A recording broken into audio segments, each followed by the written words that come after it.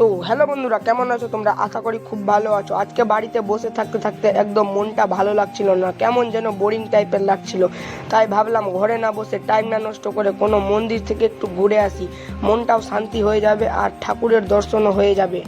তাই আর একদম দেরি না করে তাড়াতাড়ি রেডি হয়ে বেরিয়ে পড়লাম আমাদের রতুয়ার বিখ্যাত সেই হরিবাসর মন্দিরের দিকে রওনা দিলাম। রাস্তায় দিয়ে যাওয়ার সময় আবহাওয়াটা বেশ ভালো লাগছিল, যা মনটা আরো ফ্রেশ করে দিল।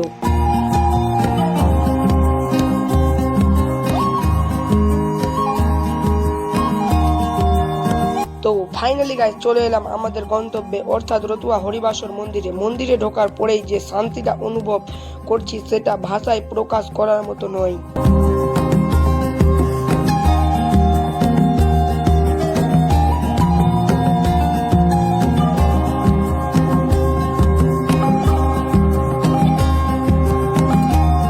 তো গাইস এই ছিল আজকে মন্দিরে আসার ছোট্ট মিনি ব্লগ। তো এই ছোট্ট মিনি ব্লগটি এই পর্যন্ত, যদি ভালো লেগে থাকে তাহলে অবশ্যই লাইক কমেন্ট শেয়ার করে দিও। তো এখনকার মতন বাই গাইস।